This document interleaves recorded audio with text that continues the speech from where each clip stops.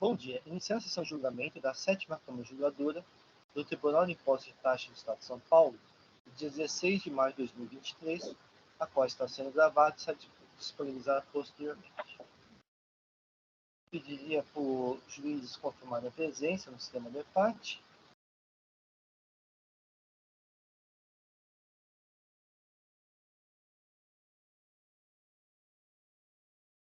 Doutor Paulo.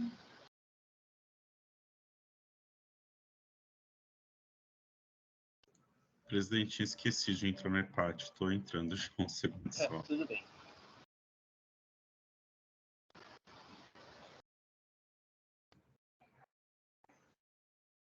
Confirmei presença já. Tá? Pronto, agora sim.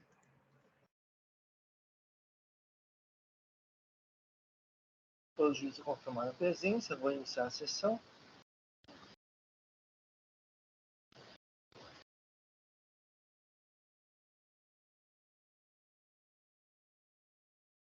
Temos 5 processos de hoje. Vamos começar os trabalhos. Os processos em que há pedido de sustentação oral e os patrões estão presentes.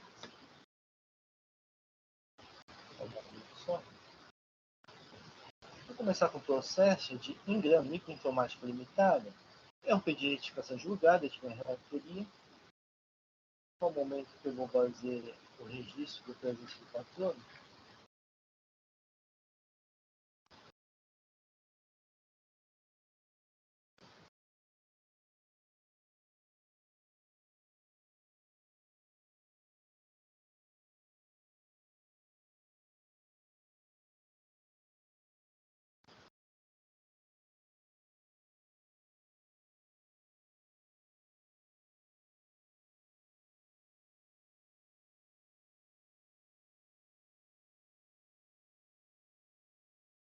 Muito bem, é um pedido de retificação julgado, apresentado pelo contribuinte, contra a decisão proferida pela coluna 12ª Câmara Julgadora, que negou o provimento do curso ordinário.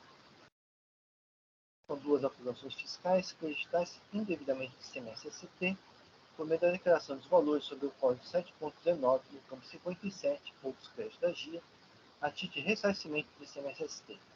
Os créditos foram feitos em valor maior do que calculado pela CEPAS. Segundo a acusação fiscal, que registrasse indevidamente CMS relativas às operações próprias do substituto, por meio da declaração dos valores sobre o Código 7.21, no campo 57, outros créditos da GIA, a título de crédito relativos às operações próprias do substituto. Os créditos foram feitos em valor maior do que calculado pela CEPAS. No pedido de retificação julgado, o contribuinte alega erro de fato em razão da sua manifestação de folhas 10.832 a 10.841 ser diversamente do que, por sua direção atacada, tempestiva. A coluna 12ª Câmara Julgadora conheceu no pedido de retificação julgado, reconhecendo a tempestividade da petição, em converter o julgamento de diligência para que a FR e autuante se manifestasse sobre a petição. O auditor fiscal apresentou sua manifestação, a protesto por sustentação oral. Dr. Diogo. Bom dia, senhores jogadores.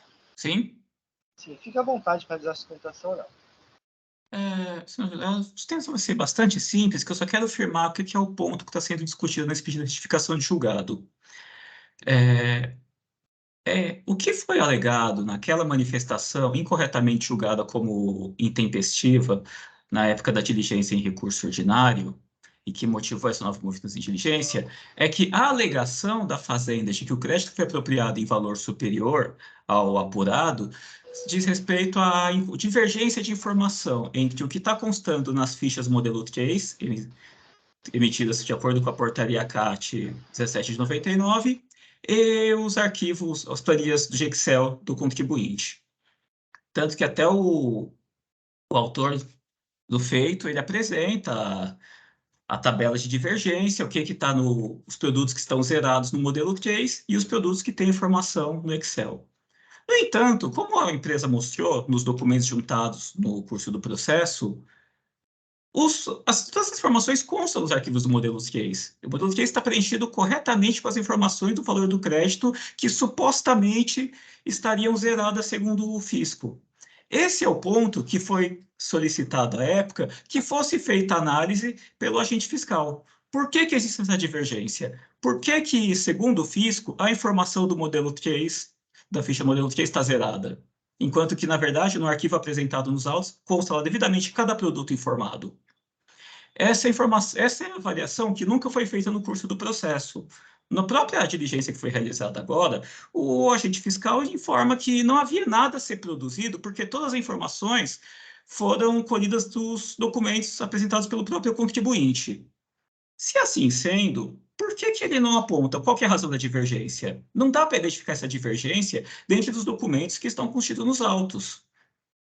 Esse é o ponto que nunca foi analisado no processo e que precisa ser analisado agora. Porque não é só um questionamento de, eu não concordo com os argumentos da portaria, eu não concordo com a metodologia usada. E sim, o que é essa divergência que fundamentou a auto de infração? Isso não está explicado em nenhuma das diligências realizadas no processo, e olha que já foram várias diligências realizadas, e é o ponto que não tem esclarecimento. Por que, segundo o software do fisco, a ficha do modelo 3 não tem informação do crédito de determinados produtos e nas fichas apresentadas tem? É um erro de preenchimento? É um erro de alguma coisa do documento que está incorreto? É um erro do software? Esse é o ponto que precisa ser decidido para que a gente possa dirimir essa questão, senhores. Esse é o erro de fato que precisa ser esclarecido para que a gente possa efetivamente concluir o julgamento desse processo. Só isso, senhores. Agradeço, doutor Diogo. Vou passar para o meu bloco. Como já reconheci pela 12ª Câmara Julgadora, a erro de fato da sua decisão, que foi os 10.845 a 10.849, contém intempestividade da petição, que foi os 10.832 a 10.841, que de fato é tempestivo. Assim, o processo foi cometido em diligência para a manifestação da FR autuante em respeito ao contraditório. No entanto, o erro de fato não tem o quanto antes decidido, uma vez que houve a valoração das provas dos autos que não pode ser alterada em retificação julgada, como decidido no processo da ETC1 460409-2007, relatoria dos dois Silvio César Afonso acima de retificação julgada que extrapola os limites da mera retificação, e não se presta a revaloração da própria criação de novo julgamento. Diz ainda o decidido. Já o pedido de retificação julgado não sequer modalidade da recursão nem tampouco procedimento autônomo de competência originária. Trata-se de mera correção de ato administrativo, onde consta imperfeição, se corrige sem necessidade de se instalar novo contraditório posto inexistente. O pedido de retificação julgado não pode levar à modificação da solução que virou caso, dado que não se presta a corrigir injustiças ou economias afeitas à valoração da prova carrega dos autos. Observe que a segunda Câmara Julgadora foi 11.013 exposto. Pessoalmente, não tenho dúvidas a respeito da posterior acusação fiscal, ou seja, estou convicto de que o contribuinte apresentou arquivos inaptos a comprovar a regularidade dos créditos a ele tomados e que as diligências ocorridas nesse processo são inócuas. A inaptidão dos arquivos não é saneada com a petição, uma vez que não há apresentação de outros arquivos, além dos que já constavam nos autos. Assim, em sede de retificação julgada, é possível alterar a anterior convicção julgador, sem outras provas, além do que já foram apreciadas. Observa exposto por José Olivaldo Pérez Júnior, consolidou o processo administrativo tributário paulista. E o seguinte, esse modo de retificação julgada não se presta para rediscutir no mérito a matéria já julgada, e deve ser jurisprudente por mero inconformismo. Mas ainda, por outro lado, se houve ausência de adequada fundamentação ou se as provas dos autos não foram analisadas, não é em sede de retificação julgada que a recorrente deverá buscar reparo, mas através de outro recurso cabível, no caso, recurso especial à Câmara Superior. Ainda o julgador é livre na apresentação das provas, nos termos do artigo 26 da Lei 13.407, assim, ele não é obrigado a acatar as diligências propostas pelo julgador, e no caso, quando da Câmara do julgador, o exposto. Portanto, a documentação apresentada para o quadro não afasta a acusação fiscal. As diligências processuais efetuadas visam proporcionar ao contribuinte uma nova oportunidade de apresentar provas. O procedimento questionado restaram inócuas, resultar apenas em atraso na conclusão do processo. As folhas 1.013 constam. Então, novamente, pessoalmente não tenho dúvidas a respeito da procedência de acusação fiscal, ou seja, estou convicto de que o contribuinte apresentou arquivos inaptos a comprovar a regularidade dos créditos por ele tomados, e que as diligências ocorridas nesse processo são inócuas. Trata-se de entendimento julgador que não pode ser alterado em retificação julgada, uma vez que trata-se de instrumento processual que não se presta a tal finalidade como resposta assim. Deste modo, retifica a decisão de folhas 1845 a 1859. 10.849 para inscrição em estudos. Deixe conhecer as alegações de folhas de 10.838 a 10.839. Haja visto que a gente teve inúmeras oportunidades de apresentar o questionamento durante o processo, inclusive deixou de fazer o momento adequado, seja qual foi estimado no âmbito da diligência anterior, e só veio a fazer intempestivamente após a manifestação fiscal e representação fiscal. Por aceitar um questionamento, demanda a terceira diligência para controlar o exercício, o que de forma alguma se justifica, diante dos atrasos já provocados por tais expedientes. Então, esse texto que eu li, eu estou retificando para excluir da lição referida. A súmula 10 revisou o entendimento quanto à aplicação dos juros, para limitar a sua aplicação à taxa Selic. Então, destaque limita a aplicação dos juros à taxa Selic. Então, pelo exposto, o cliente do provimento de retificação julgado, os temas acima expostos, restando o recurso ordinário conhecido e parcialmente provido, apenas para limitar a aplicação de juros ao montante do imposto da multa à taxa Selic.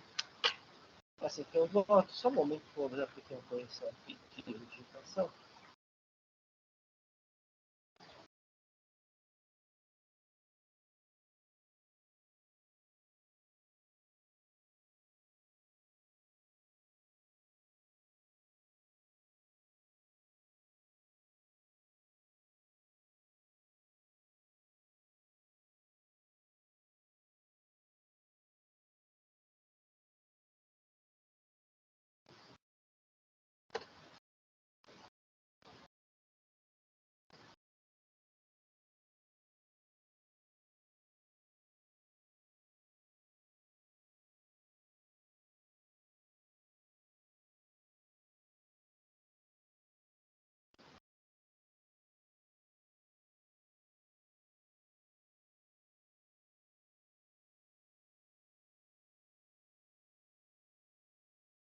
O voto está registrado, o processo está em discussão. Não havendo inscritos, vou iniciar os debates.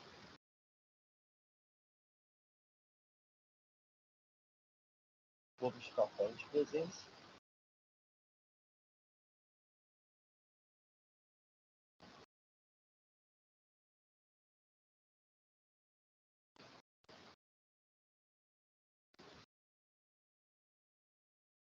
Vou iniciar a votação.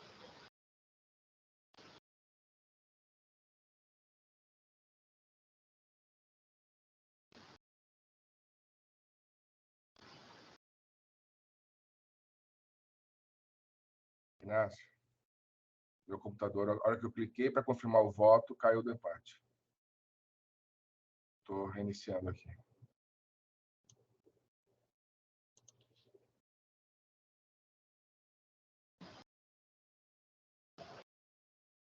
Olha, um pouco, doutor Alexandre.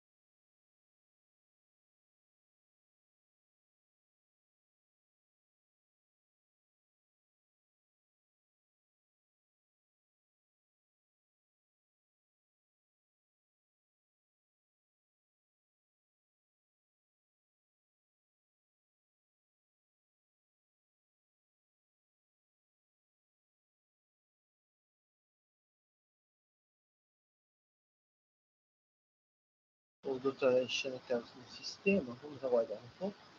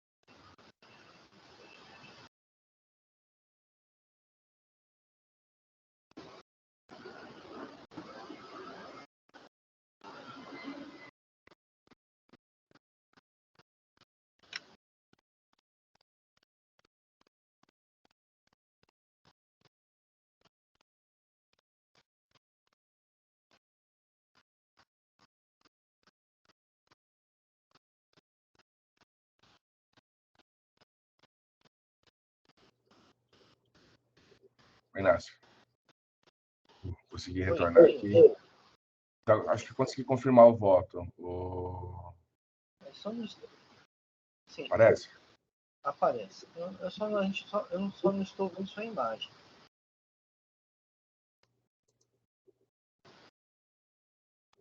Ok. Muito bem. Voltou? Voltou. Agradeço ao doutor Alexandre. Então, encerrada a votação, o pedido de explicação julgado de informática limitada foi conhecido e provido. O recurso ordinário foi conhecido e parcialmente provido. Agradeço ao doutor Diogo. Muito obrigado, senhores. Obrigado, bom dia. Tenha uma boa sessão.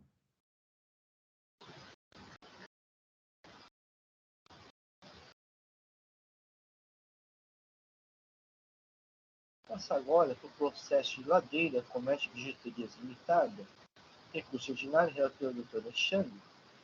Ao momento que eu vou fazer o registro da presença patrona.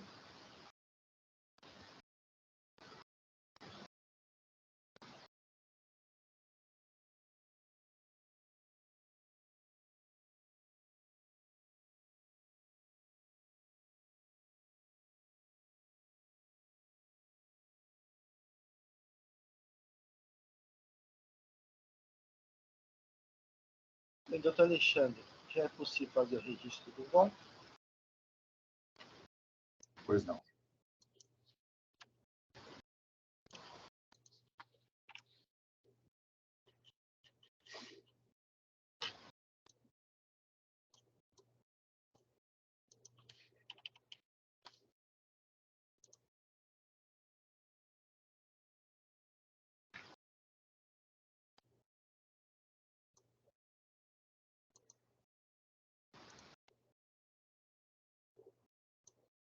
Já está registrado, presidente. Ok. Então, o doutor Alexandre nos apresenta os autos? Pois não. Bom dia a todos. Bom dia a todos. Aqui a empresa Ladeira Comércio de Bijuterias, ela foi acusada pelo fisco em um único item, né? Teria recebido mercadorias no período de abril e a julho de 2020, desacompanhadas de documentação fiscal.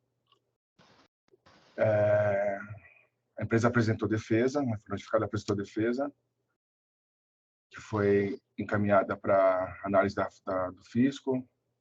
Houve diligência, consulta de novos documentos aos autos. A discussão inicial, ela se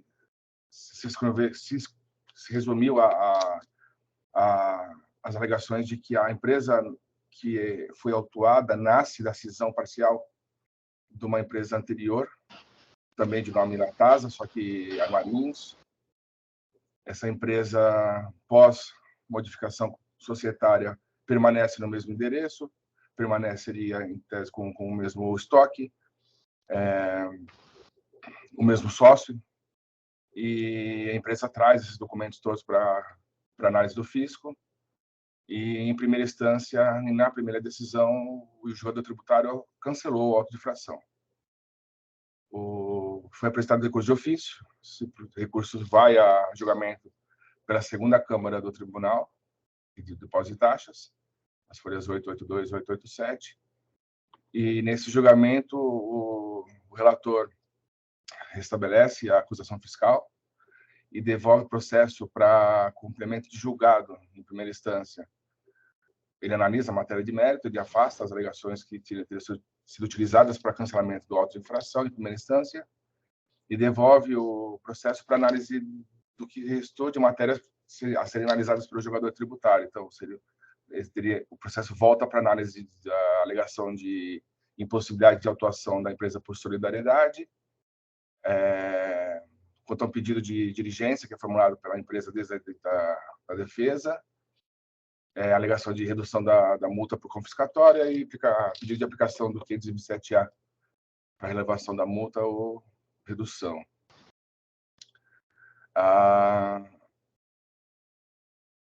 Então, esse processo segue para julgamento de recurso de ofício, só que antes do julgamento, A empresa apresenta uma manifestação, Forias 894 e 906, reafirmando o entendimento de que haveria necessidade de diligência e traz aos autos cópia do livro-razão e balanço patrimonial que foram transmitidos no dia 27 de julho de 2020, corrigindo informações da escrituração fiscal anterior. E assim vem a decisão de primeira instância, dessa vez mantendo o auto de infração, analisando as matérias que eram para ser analisadas em complemento de julgado. A contribuinte apresentou recurso ordinário, foi 915.932, e em breve síntese alega que no item 1, o item 1 precisa ser cancelado, pois não há incidência de CMS na operação, tendo em vista que o estabelecimento autuado foi constituído a partir da cisão da Sociedade Ladeira Armarinhos, a autuada da Ladeira Bijuterias, né, a nova empresa, não cabendo emissão de notas fiscais quando a entrada dessas mercadorias em seu estabelecimento, que não há provas que possam imputar-lhe a acusação fiscal por solidariedade, que o julgamento do processo precisa ser convertido em diligência para que a empresa possa apresentar a documentação que o fisco julga necessária, e, mais uma vez, questiona a multa por confiscatório e pede a aplicação, mais uma vez, do artigo 527-A do regulamento.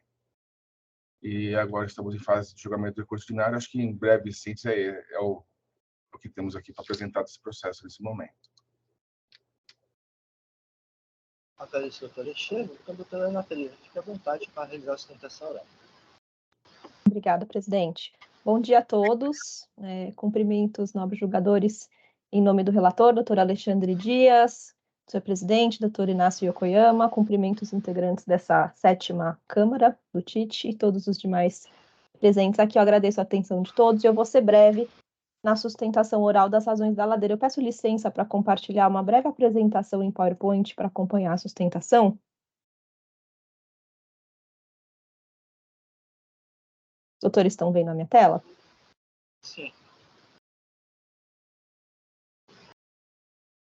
Bem, a recorrente ela foi autuada por uma suposta ausência de comprovação da entrada de mercadorias que foram comercializadas em 2020, por um suposto recebimento de mercadorias sem documento fiscal. Acontece que, como já bem relatado pelo nobre relator doutor Alexandre, essas mercadorias elas decorrem de uma transferência por cisão da empresa Ladeira Armarinhos. Então, o estoque da recorrente ele vem de uma transferência integral de estabelecimento, sendo que é, inclusive, vedada a emissão de nota fiscal nesses casos, né, conforme o artigo 204 do regulamento do ICMS. Então, a DTJ ela deu provimento para a impugnação apresentada pela recorrente, diante de diversas provas que foram juntadas aos autos, no sentido de que essa operação é uma transferência por sucessão do estabelecimento. Então, a DTJ considerou os contratos sociais arquivados na junta, assinados no dia 28 de maio de 2019, que comprova exatamente o encerramento da empresa cindida e a constituição da empresa recorrente na mesma data, 28 de maio de 2019, o fato de que a recorrente passou a exercer as mesmas atividades da empresa cindida no mesmo local, considerou também que o estoque passou para a nova empresa. Então, essa transferência total da propriedade, ela não tem a incidência do ICMS. Então, isso está na Lei Complementar 87 de 96, artigo 3º, inciso 6. Coloquei aqui para deixar bem claro isso. Tem precedente na Câmara Superior, isso também foi considerado pela DTJ. A DTJ afastou também a juntada de documentos posteriormente pela representação fiscal, porque não ficou comprovada nenhuma das situações do artigo 19. Então, não eram documentos novos, não teve caso de força maior, ocorrência de fato superveniente, nada disso. Então, foi afastada a juntada de novos documentos pela representação fiscal. Eis que a 2ª Câmara Julgadora do TIT deu provimento ao recurso de ofício, para surpresa da recorrente, e determinou o retorno dos autos para a primeira instância para tratar das questões da solidariedade, da diligência e da redução da pena, da multa. A DTJ negou os pedidos da recorrente, primeira instância negou o pedido quanto a esses itens. Então, a gente chega aqui ao recurso ordinário, que é objeto do julgamento de hoje. Então, o primeiro item sobre a solidariedade da recorrente pelo recebimento das mercadorias. É importante salientar que a operação de transferência ela não exige a emissão de documento fiscal. até é vedada a emissão de documento fiscal. Ela não é fato gerador de ICMS, inclusive é vedada a emissão, né, como eu disse, e não teve, nesse caso, qualquer comprovação de conluio, de simulação, de fraude com o fornecedor, nada disso, porque não teve nem fornecedor, né, foi uma cisão. Então, não há também qualquer prova de que a cisão não aconteceu ou de que teve alguma má-fé ou simulação. De modo que não tem a solidariedade não se aplica nesse caso. Então, acho que o principal item do recurso da recorrente guarda uma relação com as provas que foram apresentadas pela recorrente para demonstrar que essas mercadorias decorrem de cisão. Então, a recorrente ela apresentou laudo de avaliação da cisão com o valor do estoque transferido, seu livro razão com a demonstração da transferência do estoque da Ladeira Armarinhos para a recorrente, balanço patrimonial, tudo isso registrado no SPED antes do auto de infração, registrado no SPED em julho de 2020. A recorrente apresentou também, doutores, os comprovantes do CNPJ com as datas de encerramento das atividades da cindida e de início da nova empresa em 29 de maio de 2019, exatamente na mesma data. Então, aqui eu gostaria de chamar a atenção que essas provas da transferência das mercadorias pela cisão, algumas delas foram juntadas depois da impugnação, doutores, como um contraponto aos documentos juntados pelo fisco depois da lavratura do auto. Então, esses documentos, doutores, eles devem ser levados em conta tanto por uma questão de isonomia quanto pela aplicação do princípio da verdade material. Pela aplicação do próprio artigo 19 da Lei 13.457 de 2009, que permite a apresentação de documentos depois da defesa para contrapor documentos trazidos aos autos, como é exatamente o presente caso, né? Então, esses documentos eles devem ser levados em conta, doutores, ao menos, para a determinação da diligência. Inclusive, nesse contexto, a requerente reitera que ela sequer poderia ter emitido nota por vedação expressa do artigo 204. Agora, vejam, nobres julgadores, a situação em que a recorrente se encontra. Ela apresentou um conjunto probatório super rico, super vasto, demonstrando que aconteceu a cisão e que recebeu as mercadorias em decorrência da cisão, com documentos societários registrados na JUSESP, com laudo de avaliação, livro razão, com balanço patrimonial registrado no SPED, antes da autuação, inclusive. E o livro inventário, um documento apresentado pelo fisco, não pode invalidar todo esse conjunto probatório. Esse livro de inventário não implica uma presunção de inexistência do estoque, dado todo esse contexto e todos os demais documentos apresentados, né? O erro no livro de inventário, argumentando, ele poderia ser objeto de aplicação de uma penalidade por descumprimento de obrigação acessória, mas nunca exigência absurda de imposto e multa, ainda mais nesse contexto em que foram apresentados diversos documentos que demonstram cabalmente que aconteceu a cisão. Então, nesse sentido, julgadores, não é razoável que um documento juntado pelo fisco ainda de forma extemporânea prevaleça sobre todos os demais, sobre o vasto conjunto probatório apresentado pela recorrente. E assim, a necessidade de diligência é uma medida de rigor, porque não pode o documento apresentado pelo fisco ser considerado justamente para manter o auto, mas os documentos apresentados pela recorrente em contraposição a esse documento do fisco não serem considerados. Então, eu faço esse apelo aos doutores. Por fim, gostaria de reiterar o pedido de redução da penalidade, considerando que não teve dolo, fraude, simulação, também porque não teve reincidência, e a empresa recorrente é uma empresa de pequeno porte. Então, se for mantida a autuação, né, na remota hipótese da manutenção da autuação, a recorrente pede a aplicação do 527-A para redução, ou ao menos para relevação, ou ao menos para redução da penalidade. A recorrente pede também a aplicação da súmula 10 desse egrégio tribunal administrativo, que limita a aplicação de juros à Selic, né, na remota hipótese de ser mantida a autuação. Essa é uma matéria de conhecimento de ofício reiteradamente reconhecida por esse egrégio tribunal. Então, aqui eu encerro a sustentação, pedindo novamente conhecimento e o provimento do recurso ordinário. Então, eu agradeço mais uma vez a atenção de todos. Fico à disposição dos nobres julgadores para prestar qualquer esclarecimento adicional. Agradeço a doutora Ana Tereza. Passo ao doutor Alexandre.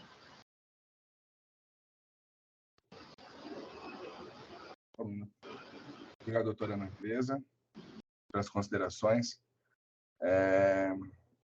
Antes da leitura do meu voto, só fazer alguns apontamentos aqui breves, e confirmando com a doutora, realmente a empresa permanece com o mesmo sócio, o mesmo endereço, não é isso, doutora? Exatamente, desculpa, meu microfone estava desligado. Acontece o seguinte, exatamente, é uma sucessão muito clara. Tá. O que acontece é o seguinte, doutora, a questão de mérito que a doutora sustenta aqui agora em recurso ordinário foi decidida pela segunda Câmara Julgadora. Isso está lá, folhas 882 e 887. Dessa decisão, não houve interposição de recurso da parte da decisão que restabeleceu o auto de infração. E se determinou o retorno para complemento de julgado. Então, a decisão que está sob análise aqui agora, ela só analisa as matérias complementares. A questão do mérito deveria ter sido objeto de recurso lá no momento que a segunda Câmara Julgadora apresentou o voto e a empresa não recorreu. Independente disso, a questão é a seguinte: o documento que o fisco junta não é sem importância, é o livro de inventário, onde você tem a descrição das mercadorias. E se a empresa confirma que o sócio é o mesmo, significa que a empresa tem acesso às informações de aquisição dessas mercadorias. O que importa saber foram adquiridas de maneira correta ou não, pela empresa cindida. Então, se eu continuo com o mesmo sócio, o mesmo endereço, tenho acesso a esses documentos. E esses documentos não vieram aos autos. E uma informação que vem aos autos, vem ao fisco, em julho de 2020, até uma curiosidade aqui dos autos, né? A OSF desse processo está juntada às folhas 387. Ela é emitida no dia 27 de julho de 2020. Todos sabem que, pelo CTN, você pode proceder à retificação de dados se não houver trabalho fiscal em curso. Então, dia 27 de julho, a OSF é emitida. No dia 28 de julho, folhas 343, eu tenho a notificação para apresentação de documentos. Essa notificação é recebida pela empresa formalmente no sistema eletrônico no dia 29 de julho de 2020, às 9h58 da manhã. E 5 minutos antes desse recebimento, a empresa me enviou os documentos para retificação. Ou seja, no dia 20, mesmo dia 29 de julho de 2020, às 9h53. Então, em tese, 5 minutos antes de receber a notificação para apresentação dos documentos. Mas a OSF já estava emitida 2 dias antes, então o trabalho fiscal já estava em curso. Então, possível alegação de que foi uma denúncia espontânea não prevaleceria, embora isso não tenha sido tratado aqui. Mas é fato que eu tenho uma correção de escrituração fiscal que menciona um estoque prévio existente na empresa cindida em 28 de maio de 2019. Esse estoque não é detalhado, não se sabe qual foi a aquisição, quem foram os fornecedores, quem é que forneceu essa mercadoria, se é que foi. E esse estoque continua zerado no momento posterior. E é isso que o fisco traz aqui na diligência dele, confirmando que em 31 de dezembro de 2019 o estoque estava zerado e que no ano de 2020, de 1º de janeiro a julho, nenhuma compra foi feita. Então, essa matéria toda foi esgotada pela segunda Câmara Julgadora, foi analisada, e a gente é obrigado a seguir adiante em relação às outras matérias que foram discutidas no recurso, que foi objeto de julgamento em primeira instância nesse segundo momento. Tá bom? Então, eu vou aqui ao meu voto. O recurso ordinário da contribuinte reúne requisitos de admissibilidade e pode ser conhecido, motivo pelo qual passo sua análise. Importa mencionar, desde logo, que, embora a contribuinte pretenda revolver em seu recurso ordinário toda a matéria de mérito que apresentou em suas anteriores manifestações, é fato que a questão de mérito principal, que envolve a exigência do imposto, já foi decidida pela segunda Câmara Julgadora desse tribunal, que entendeu por restabelecer a acusação fiscal e contra essa parte daquele julgamento não houve interposição de recurso para contribuinte, restando precluso a referida discussão. Note, neste ponto, que a decisão da segunda Câmara Julgadora desse tribunal não devolveu aos autos para novo julgamento em primeira instância com o objetivo de que fosse realizada nova análise de todas as matérias de defesa, e sim para complemento, ou seja, para que fossem analisadas apenas as matérias que ainda não haviam sido enfrentadas pelo julgador de primeira instância, ou seja, as alegações de afastamento de solidariedade, requerimento de diligência, afastamento de multa por confiscatória e redução da multa com base no artigo 527-A do regulamento. E foi apenas sobre essas matérias que cuidou a decisão de folhas 907 e 911. Assim, nesse julgamento, encontra-se análise apenas as matérias que foram decididas pela decisão recorrida. A primeira questão diz respeito à inexistência de provas que possam imputar a contribuinte exigência fiscal por solidariedade.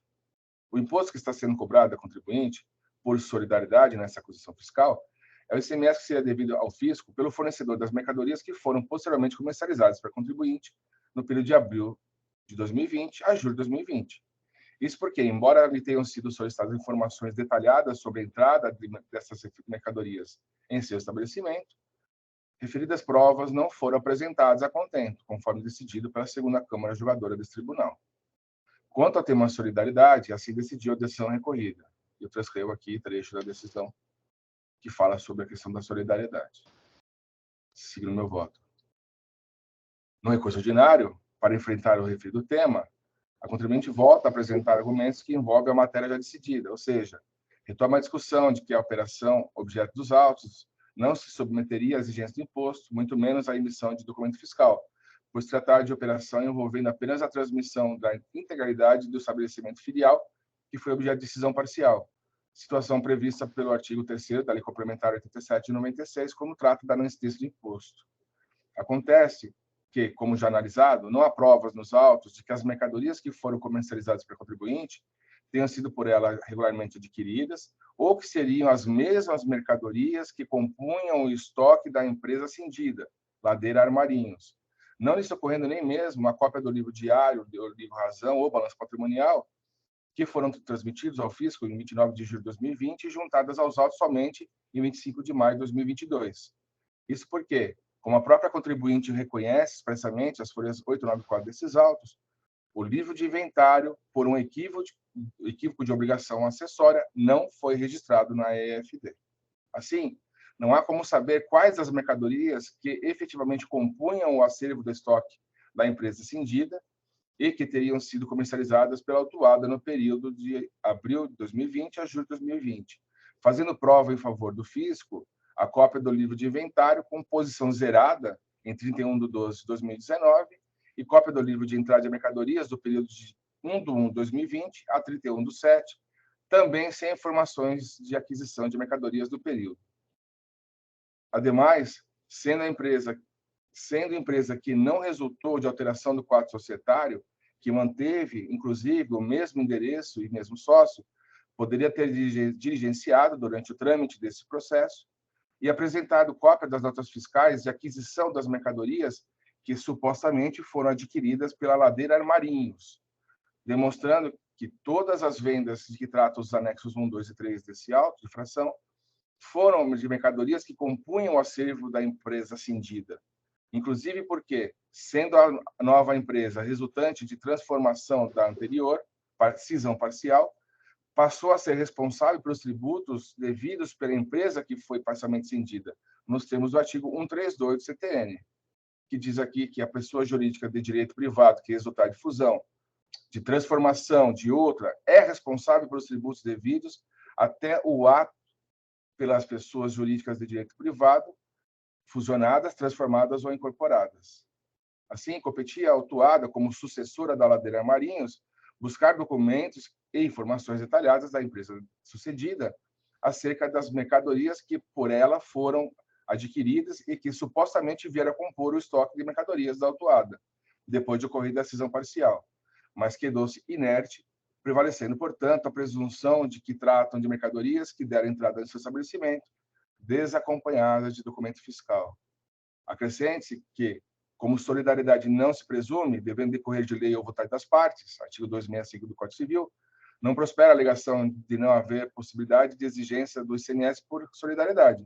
Isso porque tal possibilidade, além de constar do artigo 11, incisos 11 e 12, parágrafo 1º do regulamento do ICMS, deve ser analisada também com base nos artigos 124 do CTN, em conjunto com a previsão do artigo 9º da Lei 6374 de 89, que eu transcrevo a seguir, que diz que são solidariamente obrigadas as pessoas que têm interesse comum na situação que constitua o fato gerador da obrigação principal, isso diz o CTN, e aí ele faz referência às pessoas expressamente de lei, e vou na Lei 6374, que diz que são responsáveis pelo pagamento do imposto, solidariamente, né, repete, as pessoas que têm interesse comum na situação que dê origem à obrigação principal, e parágrafo único diz: presume-se de ter interesse comum, para efeitos do disposto no inciso 11, o adquirente da mercadoria ou tomador de serviço em operação ou prestação realizados sem documento fiscal. Correta, portanto, a exigência do imposto por solidariedade, na situação descrita no AIM, pois ausentes provas efetivas da origem das mercadorias que foram comercializadas pela autuada, no período de abril de 2020 a julho de 2020, motivo pelo qual a decisão recorrida nessa parte deve ser mantida. O segundo argumento recursal a ser analisado se refere a requerimentos apresentados pela autuada de realização de diligência, devendo ser feita a ressalva de que a decisão da segunda Câmara de Julgadores do Tribunal não decidiu que os autos, e aqui eu faço referência a um trecho do que consta do recurso ordinário, de que os autos deveriam ser devolvidos para a primeira instância para, entre outros, realizar-se diligência. Não foi isso que a segunda Câmara decidiu. Eu sigo aqui. Como equivocadamente afirma a autuada em seu recurso. O que de fato restou decidido é que referido pedido deveria ser analisado pelo julgador de primeira instância, como se vê as folhas 909. Diz aqui a decisão da segunda Câmara. Não havendo motivo para encaminhamento dos autos em diligência para constatação da realidade fática, se a autuada dispõe de provas impeditivas ao lançamento de ofício do crédito tributário, deveria tê-las apresentado nos termos do artigo 82, parágrafo 1º, do decreto 54.486. Sigo aqui na minha decisão. Nada a reparar na decisão recorrida quanto a esse tema, pois, como bem frisado pelo julgador tributário, dá autuado o ônus de comprovar seu alegado direito, trazendo aos autos prova incontestável de que as mercadorias por ela comercializadas foram regularmente adquiridas, ou que, de fato, compunham o acervo de estoque da empresa que foi parcialmente cedida, direito que deveria ter sido exercido no momento da prestação da defesa, nos termos do artigo 19 da Lei 3.457. Poderia a autuada ainda ter utilizado, fora o momento da defesa, das inúmeras outras oportunidades que teve de se manifestar nos autos. E aqui eu menciono todas as petições apresentadas dos autos, trazendo provas e contestes de que as mercadorias que comercializou tiveram ingresso regular no estoque da empresa cedida, cujo sócio titular é o mesmo que o seu, legitimando a posterior transferência dessas mercadorias ao estoque da autuada, mas não o fez, devendo ser mencionado que a listagem de folhas 546/776 não se mostra apta a tal comprovação, por se tratar de documento unilateralmente produzido e que não contém dados dos fornecedores de tais mercadorias ou mesmo referência acerca dos documentos fiscais de sua aquisição. Diante do exposto, acertada a decisão recorrida quanto à negativa de realização de diligência, não havendo correção a ser feita. A alegação de que a multa é confiscatória e que não observa os limites fixados pelo STF não pode ser acolhida, pois exigir afastamento da aplicação dos artigos da Lei 6374 ainda vigentes, medida vedada pelos incisos 1 e 2 do artigo 28 da Lei 13.457 de 2009. Por fim, o pleito formulado de relevação da multa, formulado pela autuada, também não pode ser acolhido, haja vista que a acusação fiscal escrita no AIM implicou na falta de pagamento do imposto, existindo o óbice de que se defira tal benefício em tais situações, conforme se vê do caput do artigo 527 do regulamento, que diz que a multa pode ser relevada em situações em que não implique a falta de pagamento do imposto. Diante do exposto, conheço o recurso ordinário da contribuinte, a ele nega o provimento, mantendo-se a decisão recorrida nos termos em que proferida. É como voto, presidente. Agradeço, doutor Alexandre, doutora Tereza Tem alguma questão a suscitar? Esclarecimento de fato muito rápido, doutores. Obrigada pela leitura do voto, doutor Alexandre. Por ocasião do julgamento pela segunda Câmara, foi aventada essa questão do recurso. Mas como as matérias seriam até preliminares, não seria o caso de apresentar o recurso especial naquele momento. Isso foi até discutido por ocasião do julgamento. Por exemplo, se a primeira instância entendesse que não tem solidariedade, cairia a cobrança. Então, foi por isso que não foi apresentado o recurso naquela ocasião. Aí, em relação ao pedido de diligência, na verdade, seria para apreciação dos documentos que foram apresentados.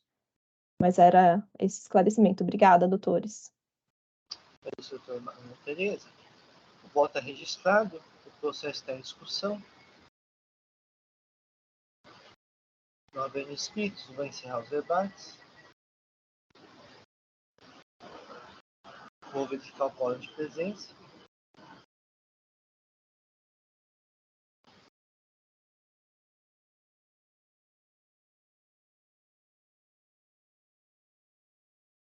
Vou iniciar a votação.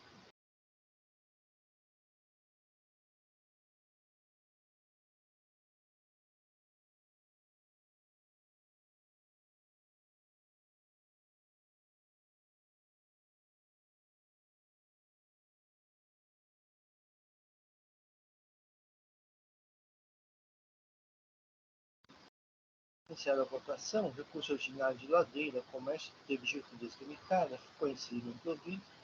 Agradeço a presença da doutora Ana Tereza. Obrigada, doutores. Ótima sessão. Obrigado, doutora. Obrigado. Bom dia.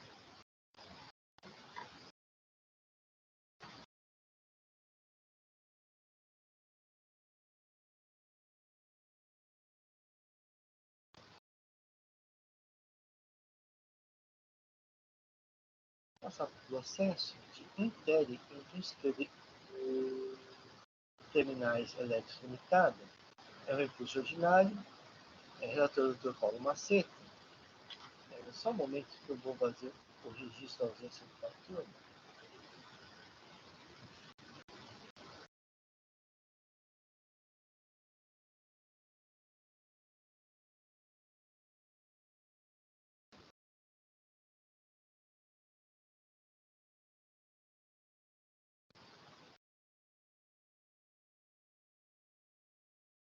O Dr. Paulo nos apresentou os autos.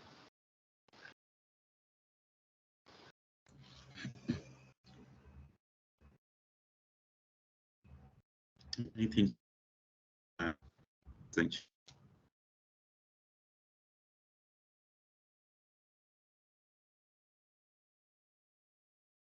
O Dr. Paulo congelou a imagem.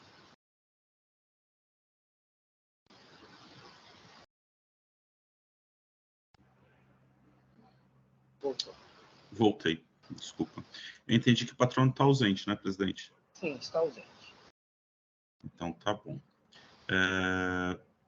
Eu vou pular... Bem, eu vou fazer... O relatório tem duas acusações, né? O AIN tem duas acusações, que é deixar de pagar o ICMS por emissão e estruturação de documento fiscal de operação tributada como não tributado e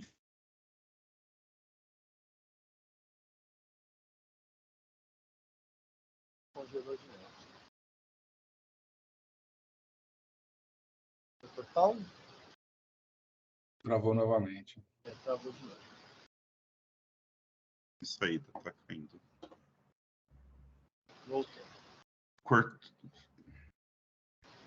Eu vou tentar reduzir aqui, porque senão não consigo saber se interrompeu.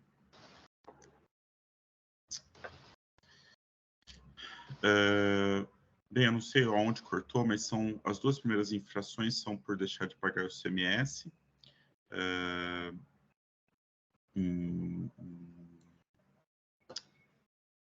Por emissão e estruturação de documento fiscal de operação tributada como não tributada, em virtude dos documentos fiscais terem sido emitidos sem débito do imposto. A terceira infração é acreditamento indevido do ICMS.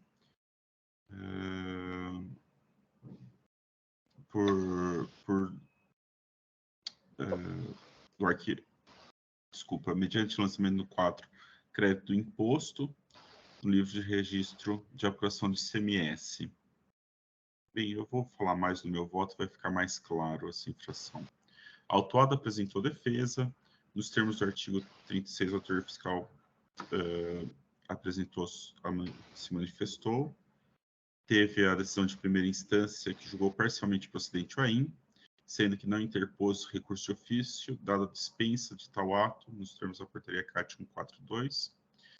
Em face da decisão de primeira instância, a autuada apresentou recurso ordinário. E daí ela alega que o cerceamento de defesa, pois o fisco apresentou documentos novos sobre manifestação fiscal, o AIM deve ser cancelado por descumprimento da portaria CAT 115, o item 1 deveria ser cancelado por ter havido erro de acusação, por não incidir ICMS sobre a operação, e por erro na indicação dos dispositivos ditos infringidos. O item 2 deveria ser cancelado por exigir ICMS devido na condição de substituto tributário, como se fosse ICMS próprio. O item 3 deveria ser cancelado porque teriam sido realizados estornos dos créditos, conforme documentos juntados. Os juros de mora deveriam estar limitados à Selic, deveria ser afastada a atualização do valor básico da multa e a pede aplicação do 527A do RICMES. A representação fiscal apresentou contrarrazões e os votos foram distribuídos para mim. Eu vou passar o voto. A alegação da autuada de nulidade do julgamento da defesa por cerceamento de defesa não merece prosperar. A autuada alega que o físico apresentou novas provas, as quais não puderam ser contraditadas pela autuada. Ocorre que a autuada apresentou em sua defesa um argumento de que teria sido feito estorno do crédito e a manifestação fiscal apresenta documentação refutando os supostos estornos dos créditos. Ora, a manifestação fiscal não traz provas novas sobre a infração, mas apresenta provas para contraditar as alegações da autuada. Assim, não há cerceamento de defesa, pois a autuada teve a possibilidade de produzir todas as provas para suportar seus argumentos, e as provas trazidas na manifestação fiscal tão somente elucidam as provas trazidas pela autuada em sua defesa, não sendo parte das provas da infração, tão somente contestação de argumento da autuada. Também não deve ser acatada a alegação atinente à não comprovação do controle de qualidade do AIM. A portaria CAT 115 visa uniformizar e disciplinar o processo interno da Secretaria da Fazenda de controle de qualidade dos AIMs, porém não há qualquer normativa obrigando a publicidade ou comprovação de sua decisão nos autos do AIM. Some-se que o artigo 34 da Lei 13457 traz o rol dos elementos que são obrigatórios constarem no AIM, sendo que o relatório da Comissão de Controle de Qualidade ou a comprovação de sua execução não constam desse rol. Assim, a ausência do relatório da comprovação de análise pela Comissão de Controle de Qualidade não gera qualquer cerceamento ao contraditório ou à ampla defesa e a alegação do autuado não deve ser acatada. Reforça-se que tal procedimento de controle de qualidade é atividade interna da Secretaria da Fazenda e, como diversas outras atividades internas, não devem ser comprovados quanto ao lançamento do AIM, salvo, como já explicitado, os elementos constantes no artigo 34 da 13457. A autuada alega em relação ao item 1 que a autuação deveria ser cancelada, pois houve erro de acusação por não incidir ICMS sobre a operação e por haver erro na indicação dos dispositivos infringidos. Tais alegações não devem prosperar. A autuada alega que a saída se deu para remessa de material para análise em laboratório com posterior retorno. Ocorre que não há tal previsão na legislação paulista. A autuada alega que o inciso 7 do artigo 7 do RICMES abrangeria a operação, porém tal normativo não abrange envio para análise de laboratório. Eu copio aqui o trecho que é saída de máquinas e equipamentos com destino a outro estabelecimento para lubrificação, limpeza, revisão, não para análise laboratorial. Ainda após notificada, a autuada admite que mesmo após mais de 1 ano e meio do envio, tal mercadoria não retornou à autuada. Adicionalmente, as notas fiscais indicam que os materiais supostamente enviados para análise em laboratório são cabos de alumínio na quantidade de 75 mil metros com valor de R$ 740 mil, o que é totalmente incompatível com o envio para análise laboratorial.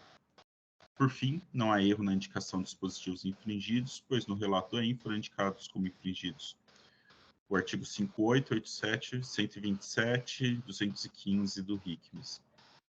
Tal infringência é correta, pois a autuada não destacou o ICMS em nota, infringido o artigo 127, inciso 5, a linha B, o que levou à não ocorrência dos débitos do imposto e, por isso, à falta de escrituração do registro de saída, com os valores da base de cálculo, alíquota e valor do ICMS, infringindo o item 4 do parágrafo 3 do artigo 215, o que tem por consequência a não escrituração dos valores no registro de apuração, infringindo o artigo 87. Assim, não lançando o imposto nos livros e documentos fiscais, ocorre o descumprimento do artigo 58. Em relação ao item 2, a autuada alega que ele deveria ser cancelado por exigir ICMS supostamente devido na condição de substituto tributário, como se fosse ICMS próprio. Então, a alegação não deve prosperar. Ao contrário do indicado pela autuada, a remessa de sucata para industrialização não estaria abrangida pelo regime da substituição tributária, mas sim pelo estudo do diferimento. O presente caso, por tratar de sucata de alumínio, conforme os nossos fiscais, é regido pelo artigo 393 do RICMES. Eu vou pular aqui a leitura do artigo, mas assim resta claro que trata-se de imposto diferido para o industrializador quando da saída do material. Assim não se trata de ICMS-ST e sim de imposto próprio, sendo correta a autuação. Quanto ao item 3, a autuada alega que a autuação deveria ser cancelada, pois teria sido realizada teriam sido realizados estornos dos créditos. A autuada não questiona que houve o crédito em duplicidade, alegando tão somente que realizou o estorno dos créditos. Para analisar a validade do estorno, temos que analisar a infração, a qual foi creditar-se indevidamente de valores correspondentes ao ICMS, relativo à compra de mercadoria para industrialização, bobina de madeira utilizada como embalagem, cujas notas fiscais já haviam sido registradas com crédito no imposto na escrituração fiscal digital.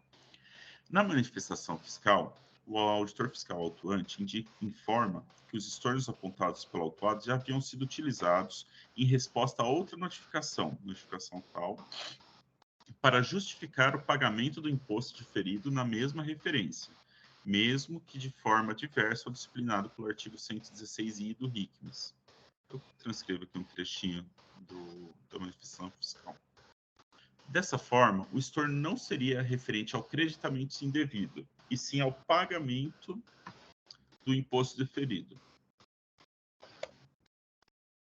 E sim ao estorno do pagamento do imposto diferido. Restaria a dúvida sobre ao que se referia o lançamento na GIA, se ao estorno do crédito, como faz crer a autuada, ou ao imposto diferido, como argumento físico. A solução para tal dilema seria analisar o que a autuada informa no sistema da GIA. O lançamento tem como fundamento legal artigo 430, inciso 2 do RICMES. O inciso 2 do artigo 430 trata de lançamento de imposto diferido ou suspenso. Eu transcrevo aqui e o artigo 430 clareando esse tema. Assim, é de se entender que o lançamento na GIA, apontado pela autuada como estorno do creditamento devido, não teve esse fim, mas teve a finalidade de lançamento de estorno do imposto diferido. Dessa forma, a alegação da autuada de que realizou o estorno do crédito indevido não deve ser acatada. Também não deve ser acatada a alegação de ilegalidade da atualização do valor básico da multa, dada a súmula 3, e aplico a nova redação da súmula 10. Eu passo para o item 48. Por fim, frente ao pedido autuado de redução ou relevação da multa, devemos analisar o 527A. No presente caso, os itens 1 e 2 tratam de falta de pagamento de imposto, portanto, implicam claramente em falta de pagamento de imposto. Já o item 3 trata do creditamento indevido, o que tem como consequência o recolhimento a menor do imposto pela autuada, o que, no meu entender, equivale à falta de pagamento de imposto quando da análise do artigo 527A do RICMES. Dessa forma, não é possível a aplicação do 527A. Diante exposto, conheço o recurso ordinário e ele dou parcial provimento, somente para limitar os juros à taxa Selic. Assim que eu voto, presidente, eu vou já registrar meu voto com algumas correçõezinhas que eu fiz.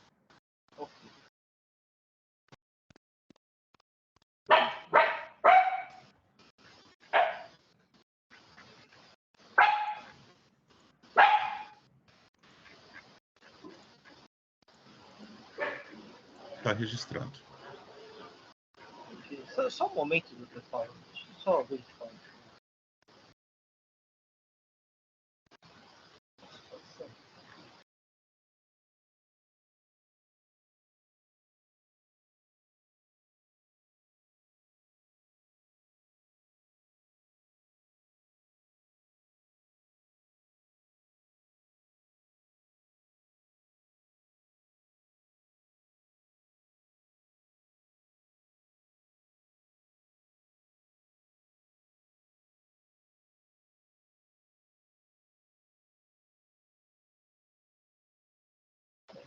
Minha dúvida, só, doutor Paulo, né, é porque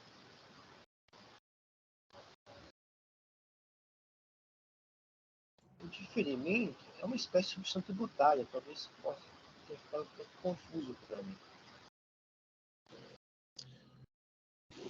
Ok. Porque a substituição tributária é um gênero, né? Aí você tem a retenção na fonte, você tem o diferimento, e até a substituição tributária concomitante, que é no caso do transporte. Né? Então aí talvez eu também fique um pouco confuso. Tá ok. Eu não pensei Estaria por esse. abrangendo a substituição tributária, mas sem questão de diferimento. Não sei se fica um pouco estranho. Tá. Porque também eu estou vendo o recurso dele, ele trata a substituição tributária, mas esse tem o próprio diferimento mesmo.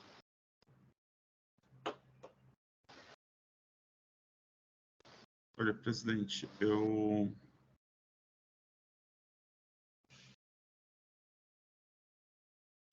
vou pedir então para retirar de pauta e eu Não sei, rever. os meus pais acham que essa minha observação não procede, está claro, não seria pertinente. Concordo, Inácio. É mais para evitar eventual nulidade, por estar meio obscuro, não estar claro. Né?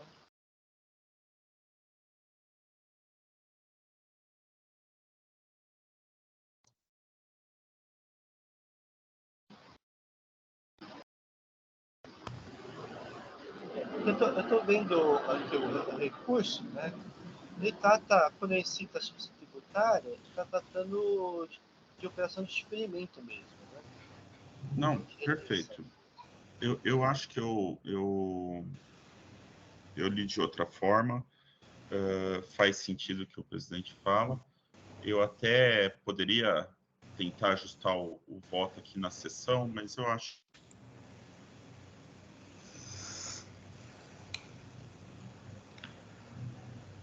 E travou de novo. Travou novamente para mim.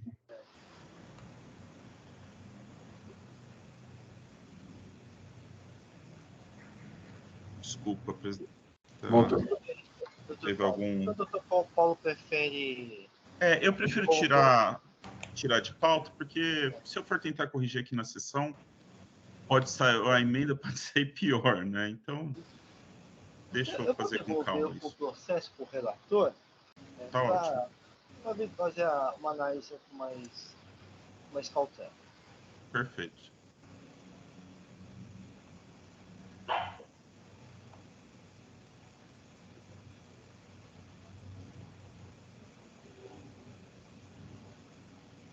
Muito bem. Então, o processo de inquérito em sistemas elétricos foi devido para o relator.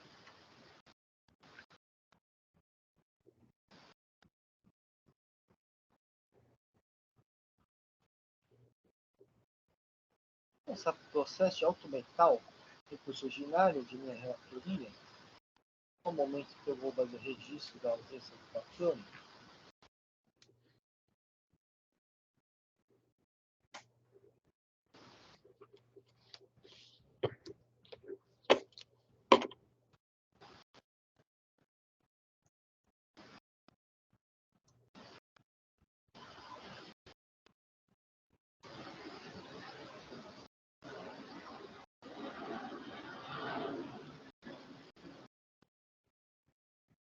em recurso ordinário, são duas acusações fiscais, prestar-se indevidamente semestre com base na escritura nacional fiscais de defesas próprias, no CFOP 1604, lançamento do PES relativo à compra de bem ativo mobilizado. O contribuinte de PES está obrigada a EFD não apresentou nenhum registro do bloco G, referente ao controle de crédito semestre do ativo permanente, SEAP. O contribuinte foi notificado a comprovar a origem dos créditos escriturados, mas não logrou comprovar a regularidade dos lançamentos. Segundo a acusação fiscal, acreditar-se indevidamente semestre por ter efetuado crédito para aquisição de mercadoria para uso e consumo do próprio estabelecimento. adição à primeira instância do precedente ou ainda, inconformado à adição à primeira instância, o conteúdo efetivo do recurso ordinário, eu apresentei 5 seguintes alegações. Impossibilidade de glose de crédito controlados em planilha, se ato não escriturado no bloco G do SPED fiscal. Impossibilidade de enquadramento dos insumos com bens de uso e consumo, justa dosimetria da multa aplicada no caso, multa aplicada sobre a operação capitalizada por incidente de juros de mora, computados com base na taxa estadual. Por fim, requer o lançamento integral do orçamento fiscal, a redução do percentual de juros de mora, a obedecer o patamar máximo da Selic e a relevação das multas ou sua redução. A determinação fiscal manifestou-se por não cobrir custo ordinário e limitação de juros à taxa Selic. Passar o bloco, no tocante ao item 1 do AIM, posso expor minhas razões. Diversamente do alegado, a justiça fiscal não decorre apenas do fato que a autuada não apresentou nenhum registro do bloco G, referente ao controle de crédito semestre da ativo permanente, CA, fato incontroverso admitido por ela, mas, principalmente por, embora notificada comprova a origem dos créditos estruturados, não logrou comprovar a regularidade do lançamento. Em atendimento à notificação do fisco, a autuada apresentou a planilha de crédito do D2. A portaria CAT 25 permite a substituição do modelo CA, previsto no artigo 1º, desde que haja demonstrativo que contém no mínimo as mesmas informações do documento nos termos do item 2, parágrafo 3º do artigo 2º. No caso, as informações do CIAP ou demonstratório contexto estão estabelecidas no artigo 5º da portaria CAT 25/2001, que transcrevia pelo meu voto. Analisando o fio da planilha apresentada pela autuada, ela não contém as informações acima dos vales exigidos pela portaria CAT 25/2001, ou seja, não há descrição do bem, modelo, número de série, identificação da escrituração de autos fiscais no registro entradas, a indicação da eventual saída do bem, perda ou baixa, e nem a relação entre o valor das operações de saída, prestações tributárias, e o total das operações de saída e prestações do período, equivalentes às tributárias para fins extensivos, as saídas ou prestações que estiverem destinadas a mercadorias no serviço exterior, as operações de prestações de isenção tributárias, com previsão legal, de manutenção de crédito e a saída de papel, destinada à impressão de livros, jornais e periódicos. Para esse último item, a recorrência do recurso ordinário apresenta o suposto fator de apropriação, e pretende que a mera ausência de indicação do fator de apropriação de CA também pode ser facilmente suprimida, conforme os cálculos apresentados pelo recorrente, utilizando o fator médio 0,95. Entretanto, entendo que descabe tal pretensão. Observe que a obrigação do contribuinte é fazer os cálculos comprovados, mediante memória de cálculo e documentos que comprovem os valores utilizados, que não foram trazidos para o autuado, uma vez que ela tem o dever de comprovar os créditos e impostos que não são. Nesse sentido, observamos que o contribuinte no processo administrativo tributário, conforme o voto do Dr. Antônio dos Peixes Carvalho, no processo RT2, de setembro de 99.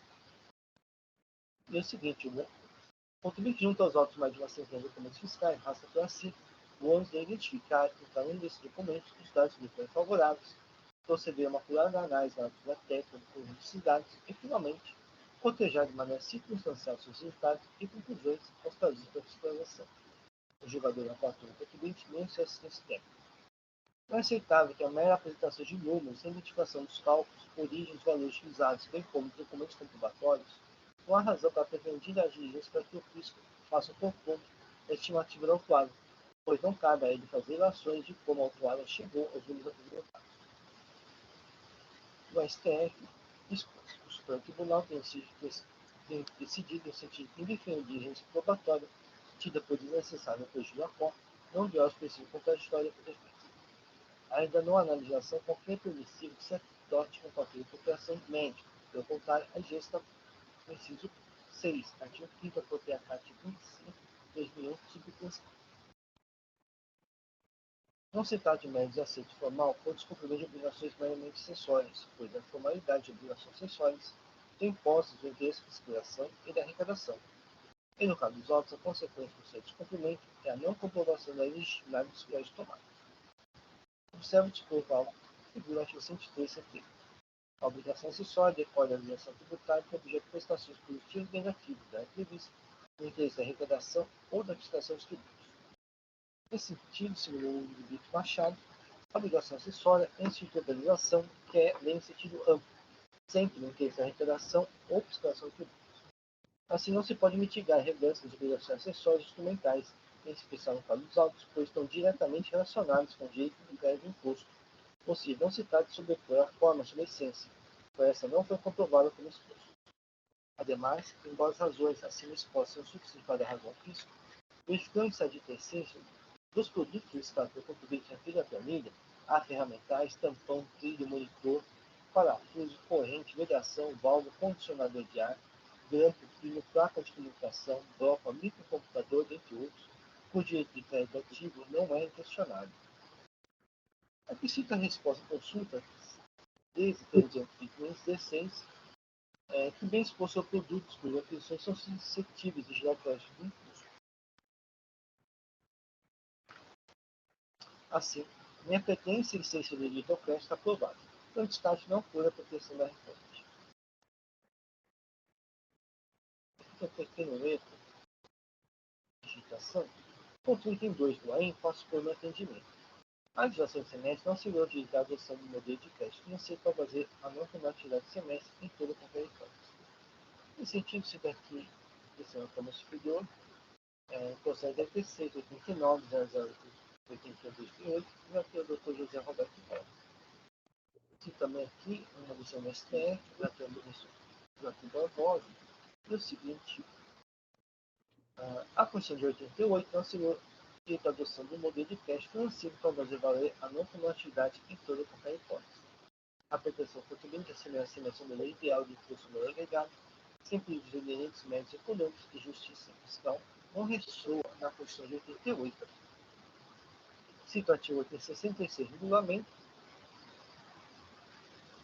e o posicionamento da Câmara Superior no processo da ET5 884-937-2010 acerca do direito ao crédito.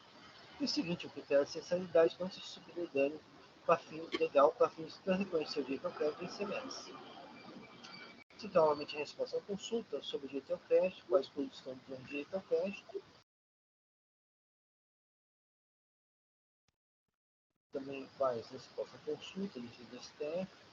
Eu volto a dizer quanto aos produtos específicos. Assim, os produtos que não atendem os critérios acima estabelecidos não conferem direito ao crédito, sendo tratados como juros de consumo. Diversamente, a alegação que não se mais exige que os mesmos insumos venham a compor o produto final, ou seja, necessariamente consumir integralmente o processo de produção. No caso dos autos, são jogos de marchas, fretes e blocos que se desgastam no processo produtivo. A resposta à consulta tributária 26.94/2014, a pessoa matéria entendeu pela impossibilidade do crédito. Eu escrevi aqui no meu voto e o seguinte: em relação à pastilha de metal duro, insetos, blocos de metal duro, fresa, macho, por suas características em matéria de uso e consumo, não geram direito a esse crédito. A completar o rendimento, uma vez que tais produtos não integram o produto final, apenas se desgastam ao longo do processo produtivo, devendo ser substituídos após certo tempo, porque perderam suas propriedades, ou seja, não são consumidos de forma imediata e integral, sendo assim vedado o crédito, como expôs pela consulta tributária 18.8/2018. Então, o destaque não foi a proteção referente. Relativamente à alegação da justa 12.000 da multa aplicável, ao caso do auxiliar recorrente, a matéria está pacificada para a Câmara do CETIT, davam duas jurisprudências nesse sentido. O artigo 527A do regulamento é inaplicável no tempo de salto, uma vez que a gente do imposto pode ser impeditivo para sua aplicação, independentemente do dólar, pode ser uma sanção conforme for o seu caso. Eu também não apoio a aplicação recorrente. A matéria relativa a esses do juros sobre a multa foi bem apreciada pela Câmara Superior.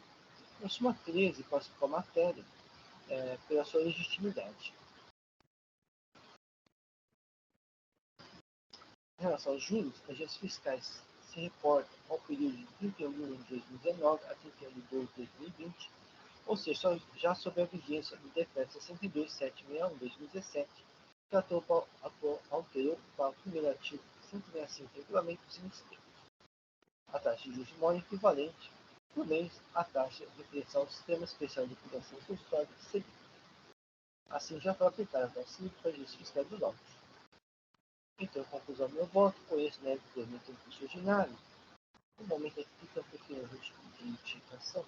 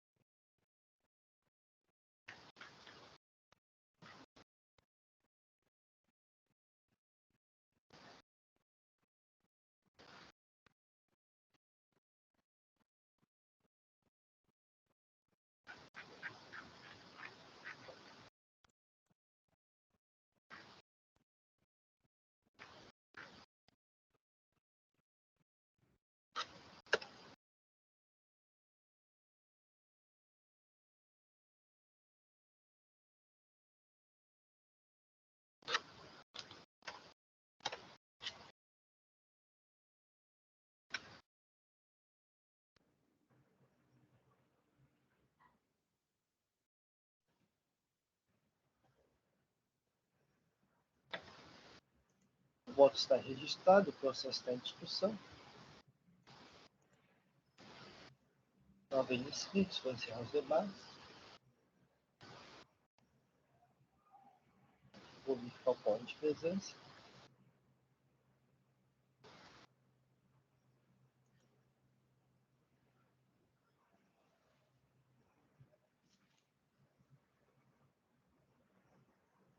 Vou iniciar a votação.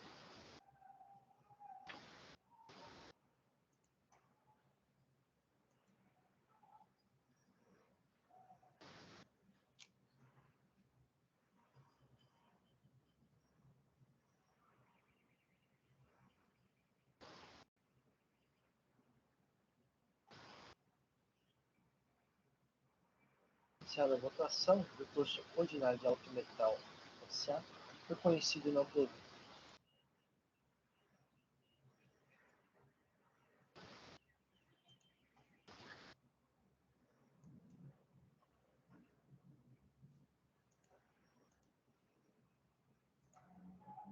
Passa processo José Carlos Munhoz, recurso ordinário relator do tema Anselmo.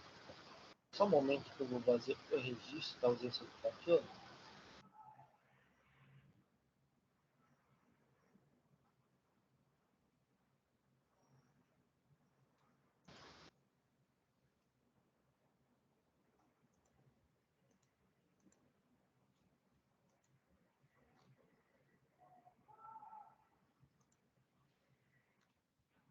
E no também Anselmo, já é possível disponibilizar o voto? Desculpe, está sem som, doutor Anselmo. Sim, presidente, eu já vou fazer o registro do voto para que todos possam acompanhar. E antecipadamente eu agradeço a compreensão, porque esse voto realmente me confundiu um pouco. E eu até agradeço as considerações aí prolatadas, né?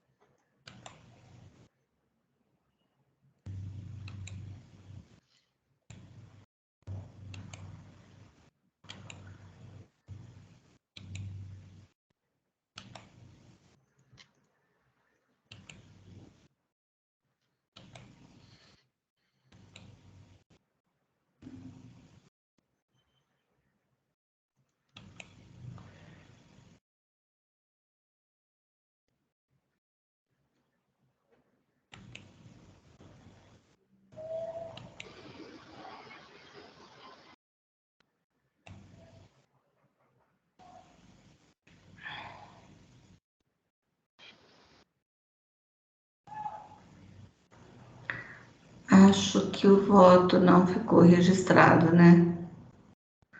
Não. Presidente, por favor, abre novamente, que ficou só registrado o relatório.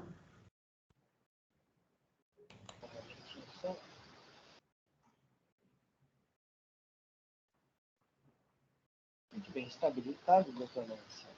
Obrigada.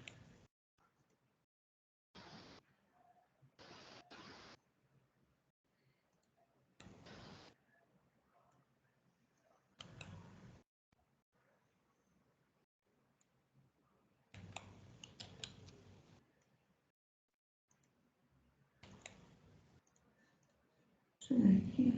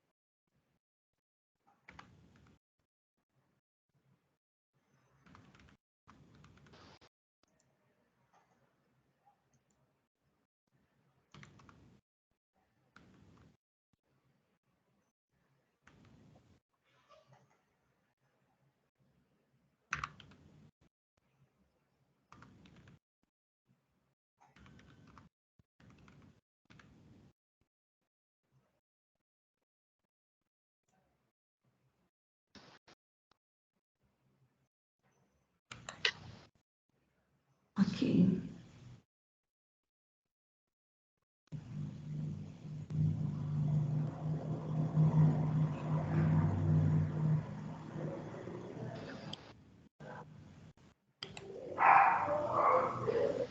Aqui.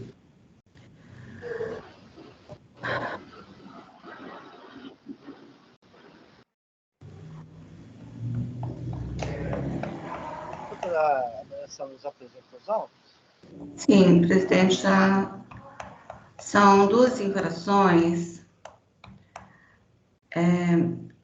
A primeira é deixar de pagar o ICMS devido no período de janeiro de 2015 a março de 2018, no montante indicado no anexo 1, por ter recebido, desculpem, mercadorias, bebidas alcoólicas diretamente de outro estado, sem a retenção antecipada do imposto, conforme demonstra pelos documentos juntados. E o item 2 são outras infrações, é a apuração por meio de levantamento fiscal com diferenças de saída, relativa a operações não sujeitas ao pagamento do imposto, relativamente ao período de 2015 a outubro de 2020, conforme demonstrado no anexo 2. É um assunto também já bastante conhecido, então eu já vou passar direto ao relatório mais detalhado. Embora o autuado apresente as suas razões recursais, e pede inclusive a exclusão do responsável solidário, e, no entanto, as suas razões de defesa, de forma preliminar, ele pede preliminar de nulidade absoluta do AIM, por vícios contidos. No entanto, o julgador de primeira instância, ele julga procedente o AIM e o recurso ordinário, então, foi devidamente conhecido pelos pressupostos de admissibilidade. As folhas 1022 a 1024, a representação fiscal juntou o parecer, afirmando ser necessária a manifestação do agente fiscal de renda responsável para contraditar as alegações ofertadas nos recursos ordinários. Assim foi juntado o relatório da diligência do agente fiscal. Juntadas as constatações dos recursos ordinários, a protesto por sustentação oral, no entanto, ausente o patrono, eu passo ao voto. Doutora Anselma, desculpa só fazer uma contribuição. Pois não. Pelo que consta aqui, pelo menos para mim, logo depois do relatório, eu não estou vislumbrando o voto. Não? Não. Ué, então... Acho que pulou só a parte final do voto. Acho que faltou algum trecho. Tá. Então, por favor, presidente, deixa eu... Tá, eu vou talvez... habilitar isso novamente. Está habilitado.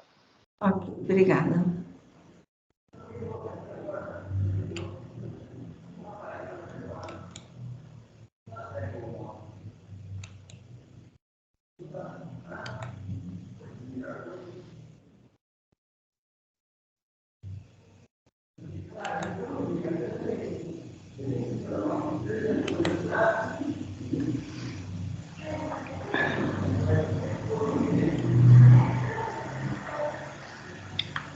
Deixa eu ver aqui o que realmente aconteceu.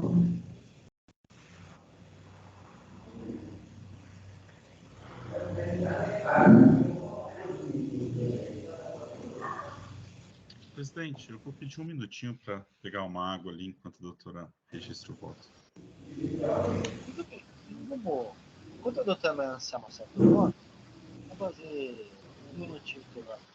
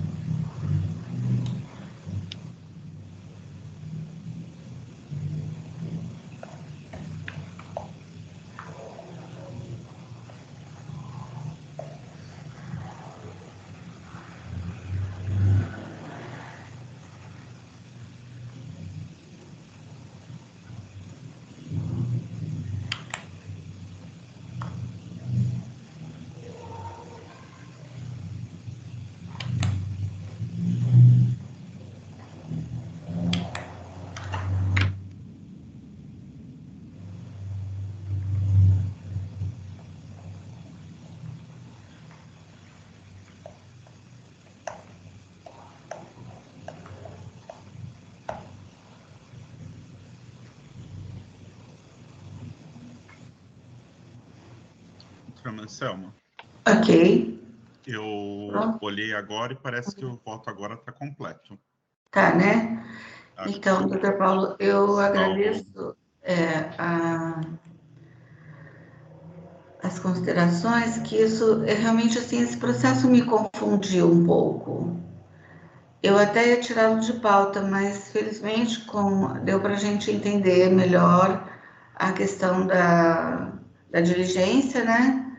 E o fato do Solidário ter se manifestado exatamente assim,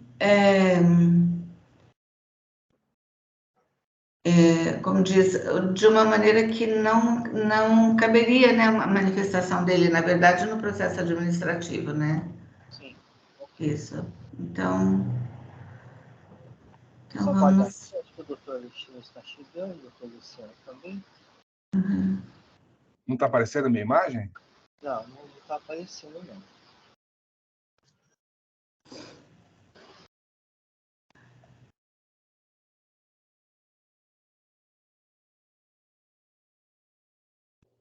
Voltou? Ainda não. Aparece para mim aqui, mas... Fechei e voltei.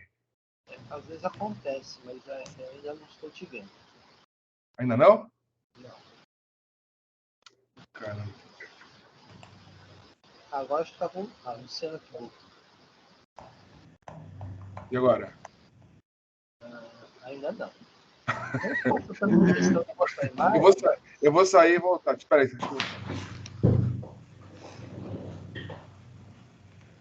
Eu vou sair e voltar. Peraí.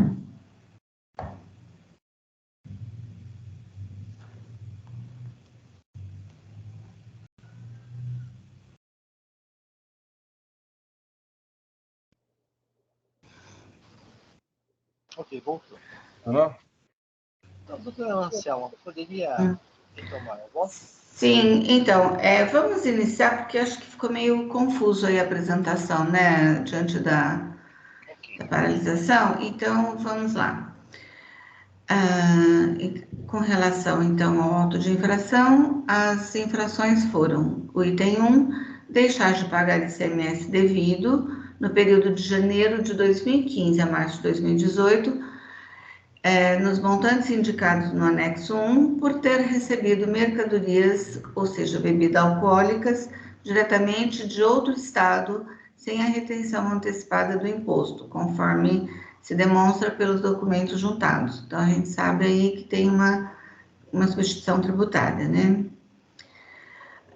E o item 2, por outras infrações, apurou-se por meio de levantamento fiscal diferença de saídas relativa a operações não sujeitas ao pagamento do imposto, relativamente ao período de janeiro de 2015 a outubro de 2020, conforme demonstrado também no anexo 2. Em razão de... considerou-se que não havia estoque em 31 de 2 de 2014, conforme registros fiscais. na escrituração fiscal digital, né? Considerou também como data final o levantamento do dia 27/10/2020, data constante no CADESP e com data do início da situação, decorrente do evento, a ocorrência fiscal, extinção pelo encerramento da liquidação voluntária declarada pelo interessado, conforme consulta no CADESP anexa. Considerou-se que não havia estoque na data final do levantamento, tendo em vista que o inciso 1 do artigo 3º do RICMES dispõe que se considera a saída do estabelecimento na data do encerramento de suas atividades, ou seja, 27/10/2020, data que constou no CADESP, né? Então, diante disso, a autuada foi devidamente notificada, apresentou defesa e, em suas razões recursais, em síntese, ela alega, no decorrer da fiscalização, que não foi solicitada e nem efetuada a exclusão do Simples Nacional. Portanto, não poderia ser lavrado o AIM, mas sim um auto de notificação fiscal. Isso é que se fosse o caso de lavrar. Alega erro na alíquota usada pelo cálculo do imposto devido, uma vez usada a alíquota genérica, quando deveria ser aplicada a alíquota restrita aos prescrita aos optantes do Simples Nacional. Alega não ter notícias nos autos de existência de procedimento de nulidade ou cassação na inscrição estadual da empresa José Carlos Munhoz, Eireli Limitada ME, tendo somente suspensão da inscrição. Alega caráter confiscatório da multa. Por fim, fala sobre o cálculo dos juros moratórios à taxa Selic. Já o responsável solidário alega em suas razões de defesa, de forma preliminar, nulidade absoluta do AIM por vícios insanáveis, os quais, sendo erro na identificação da pessoa do infrator, violação do devido processo legal, na quebra do sigilo bancário de titularidade do contribuinte José Carlos Munhoz Eireli. No mérito, o responsável solidário alega que não há nos autos qualquer prova de que teria concorrido para a falta de pagamento do montante do imposto considerado devido, alega que a simulação da existência da empresa José Carlos Munhoz Eireli ME foi construída através de conjecturas pessoais formadas pela autoridade fiscal. Alega ausência de identificação dos fatos gerados atribuídos a defendente, onde foram somente reunidos documentos contendo menções aos nomes desta solidária e outras. Menções essas que, de alguma forma, na visão do fisco, vinculariam essas empresas à pessoa jurídica de José Carlos Munhoz Eireli ME. E, em seguida, sem nenhuma justificativa quanto à exclusão dos demais, optou-se por escolher duas delas para que fossem responsabilidades solidárias. Houve manifestação fiscal. As folhas 921, responsável solidário, juntou aos autos manifestação após diligência, porém, uma vez juntada em prazo superior a 30 dias de solicitação. O julgador de primeira instância proferiu a decisão nos seguintes termos: mantendo integralmente procedente o AIM e mantendo integralmente a responsabilidade solidária. Procedente a acusação do item 2 também. E assim, então, foi interposto o recurso ordinário e os pressupostos de admissibilidade foram admitidos. A representação fiscal juntou parecer, afirmando ser necessária a manifestação do agente fiscal de rendas responsável para contraditar as alegações ofertadas nos recursos ordinários. Assim, as folhas 1027 a 1028, o relatório de diligência do agente fiscal foi juntado.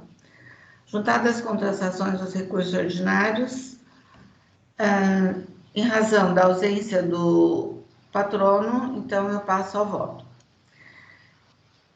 Do exame dos presentes apelos ordinários, verificam-se que os mesmos estão devidamente revestidos dos requisitos mínimos de admissibilidade, motivo pelo qual conheço dos recursos e passo ao seu julgamento. De forma preliminar, o solidário recorrente alega que houve cerceamento do seu direito de defesa por ter o julgador de primeira instância ignorado sua manifestação em retorno à diligência, o que caracteriza ofensa aos princípios do contraditório e da ampla defesa, devendo, portanto, a decisão ser declarada nula. Porém, razão não cabe ao solidário recorrente, uma vez que a diligência determinada pelo ilustre julgador de primeira instância foi apenas para complemento da manifestação do agente fiscal autuante, conforme determina o artigo 36 da Lei 13.457 de 2009, uma vez que o solidário recorrente apresentou sua defesa após a defesa da autuada e de sua correspondente manifestação pelo agente fiscal autuante.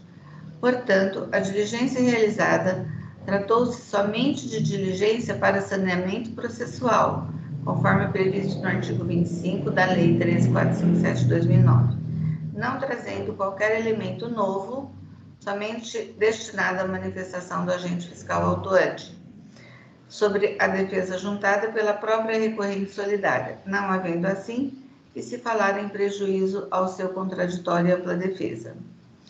Com relação às alegações reiteradas de descabimento da imputação da responsabilidade solidária, entendo que a razão não cabe à recorrente solidária. Assim como devidamente decidido pelo julgador de primeira instância, a norma legal imputa a responsabilidade solidária aos titulares, sócios e administradores, créditos correspondentes às obrigações tributárias, no caso dos atos praticados com excesso de poderes ou infração de lei. No caso, ante a possibilidade de lançamento em face da pessoa jurídica extinta por liquidação voluntária, ocorrida antes do julgamento, não procede a alegação de nulidade. Com relação à alegação de nulidade do AIN ante a ilegalidade da quebra do sigilo bancário da conta corrente da empresa José Carlos Munhoz Eireli ME para obtenção dos documentos utilizados como prova, assim como devidamente exposto pelo julgador de primeira instância, entendo que não houve nulidade, uma vez que a requisição de informação financeira, documento número tal, proposta pelo agente fiscal de rendas, ocorrida no dia 15 de 6 de 2020, foi posterior à ordem de serviço fiscal número tal de folhas 814, emitida em 16 de 4 de 2020, onde já existia procedimento administrativo instaurado. Sendo assim, não há que se falar em nulidade, uma vez que houve cumprimento da legislação que regulamenta a requisição, acesso e uso pela Cefaz às informações bancárias previstas no Decreto 54.240 de 2009. De acordo com o referido Decreto número 54.240 de 2009, o acesso e uso pelo fisco às informações bancárias poderão ser requeridas desde que haja processo administrativo tributário instaurado ou procedimento de fiscalização em curso, considerando assim, a partir da emissão da ordem de fiscalização, nada exigindo sobre a necessidade da intimação do contribuinte, conforme disposto no caput e parágrafos do artigo 2º, que abaixo eu transcrevo. Então, só vou ler o que eu grifei, né? Quando existir processo administrativo devidamente instaurado ou procedimento de fiscalização em curso. Que é o caso, né? Considera-se iniciado o procedimento de fiscalização a partir da emissão de ordem de fiscalização de notificação ou do ato administrativo que autorize a execução de qualquer procedimento fiscal, conforme previsto no artigo 9º da Lei Estadual 939, de 3 de abril de 2003. E ainda digo mais no parágrafo 2º, que a Secretaria da Fazenda poderá requisitar informações relativas ao sujeito passivo da obrigação tributária, objeto do processo administrativo tributário ou do processo de fiscalização em curso, bem como de seus sócios administradores e de terceiros, ainda que indiretamente vinculados aos fatos ou ao contribuinte, desde que, em qualquer caso, as informações sejam indispensáveis. Portanto, não há que se falar em nulidade. Assim, conheço do recurso interposto pelo solidário Distribuidora de Bebidas Weber Limitada, para, no mérito, negar provimento. Passo a análise dos recursos do autuado recorrente. Em suas razões recursais, assim como solidário, a recorrente reitera a alegação de nulidade do AIM ante a ilegalidade da quebra do sigilo bancário da conta corrente da empresa José Carlos Munhoz Eireli para obtenção dos documentos utilizados como provas, uma vez que, quando a solicitação de informações foi feita com base em ordem de fiscalização, que ainda não se achavam em curso, pois a recorrente não havia sido notificada. Ocorre que, assim como devidamente exposto pelo julgador de primeira instância, entendo que não houve nulidade, uma vez que a requisição de informação financeira, documento tal, proposta pelo agente fiscal de rendas, ocorrida no dia 15 de 6 de 2020, foi posterior à ordem de serviço número tal de folhas 814, emitida em 16 de 4 de 2020, onde já existia procedimento administrativo instaurado. Sendo assim, não há que se falar em nulidade, uma vez que houve cumprimento da legislação que regulamenta a requisição, acesso e uso da Cefaz às informações bancárias prevista no Decreto 54.240 de 2009. De acordo com o referido decreto, o acesso e uso pelo fisco das informações bancárias poderão ser requeridas desde que haja processo administrativo tributário e, como já disse, é o caso. Portanto, não há que se falar em nulidade. Ainda a recorrente alega novamente nulidade por erro na imputação do sujeito passivo, uma vez que deveria constar no polo passivo a empresa José Carlos Munhoz e não seu titular. Ocorre que, novamente, a razão não lhe assiste. Como restou devidamente disposto pelo julgador de primeira instância, quando do lançamento de ofício do crédito tributário discutido no AIM Epígrafe, ocorrido em 9 de 12 de 2020, a pessoa jurídica de José Carlos Munhoz Eireli ME constava como baixada voluntariamente perante a Receita Federal do Brasil e órgão registrador JUSESP nas datas de 27 de 10 de 2020. O registro de baixa da pessoa jurídica de José Carlos Munhoz Eireli ocorreu sob o regulamento da Lei 11.598 de 2007, que criou a Rede Nacional para a Simplificação do Registro e da Legalização de Empresas e Negócios, REDESIM, garantindo simplificado o processo de extinção da baixa das empresas. Porém, impôs responsabilidade solitária aos titulares e sócios e ainda de cobrança de impostos, tributos não recolhidos, outras irregularidades praticadas, conforme expressamente exposto em seu artigo 7º-A, então, que abaixo eu transcrevo, mas eu entendo, então, para leitura somente o que eu grifei no parágrafo 1º. Não impede que posteriormente sejam lançados ou cobrados impostos, decorrentes da simples falta de recolhimento ou da prática comprovada e apurada em processo administrativo, praticados pelos empresários ou por seus titulares. No parágrafo 2º deste artigo, importa a responsabilidade solidária dos titulares, dos sócios e administradores. Portanto, não há que se falar em nulidade. A recorrente alega novamente nulidade por desconsideração das regras do Simples Nacional, uma vez como a empresa era optante pelo referido regime, deveria ter sido lavrado o AIM-F e não o AIM. Porém, mais uma vez, não assiste razão à recorrente. Conforme própria legislação do Simples Nacional, o recolhimento mensal do imposto referente ao Simples Nacional não exclui a incidência de outros impostos, como o ICMS devido nas operações sujeitas ao regime de substituição tributária, onde o contribuinte deverá observar a legislação aplicada às demais pessoas jurídicas, conforme expressamente previsto no inciso 13, a linha A, do parágrafo 1º do artigo da Lei Complementar 123 de 2006. Aí,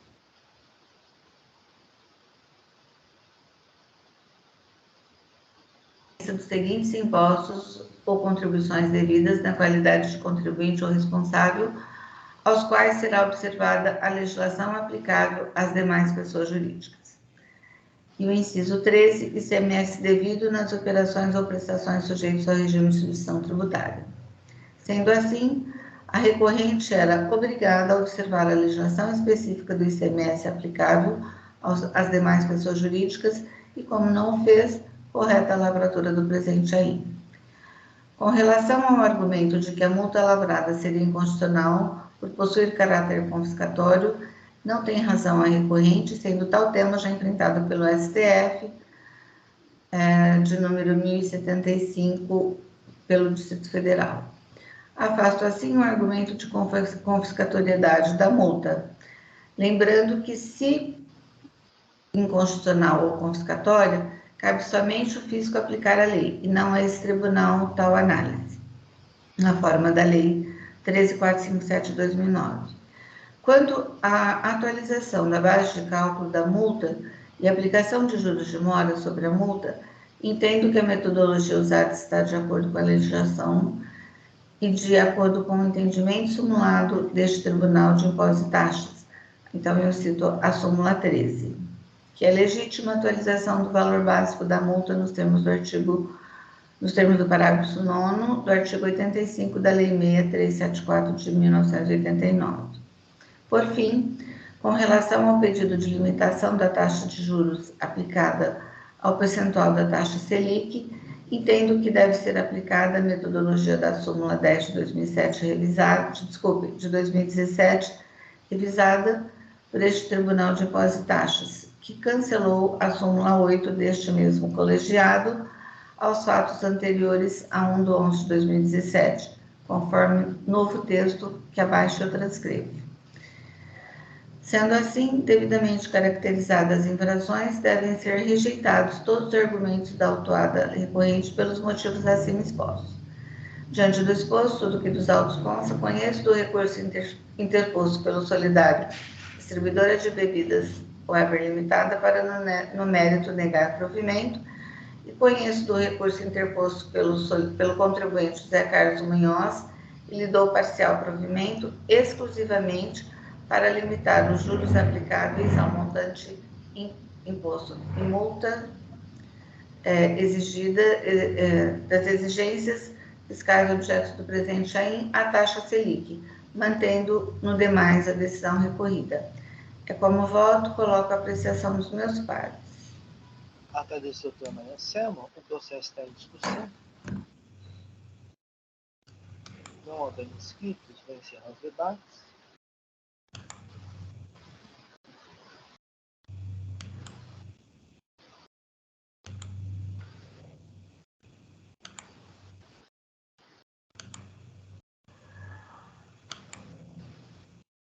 Doutora Maria Selma. Oi, pois não, presidente. A doutora ainda está com a habilitação da edição do voto em aberto?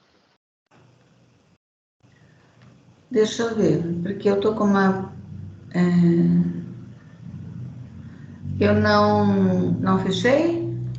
É porque aqui eu estou tentando encerrar os debates, mas está mostrando que o relator do processo ainda não votou. Ah, então deixa eu ver aqui no final, só um minutinho. Voltou? Só? Ah, registrar voto, não. Realmente, Aí, acho que agora abriu para o senhor.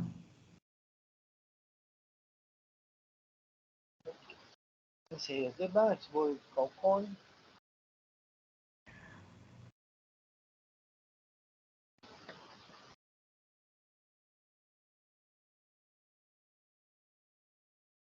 Vou iniciar a votação.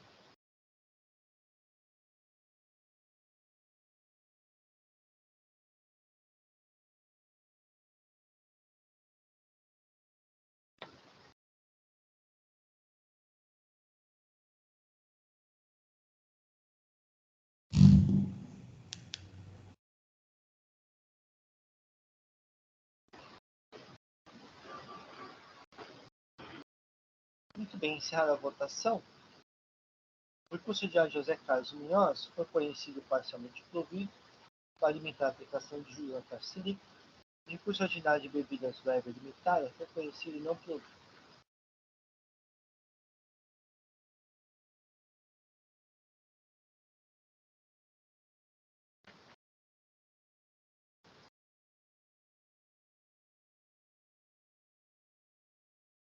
Muito bem, com isso encerramos os processos do dia de hoje. Então podemos encerrar o julgamento dessa 7ª Câmara Julgadora do Tribunal de Impostos do Estado de São Paulo, do dia 16 de março de 2023. Agradeço a presença de todos e pediria para os votos encerrar a gravação.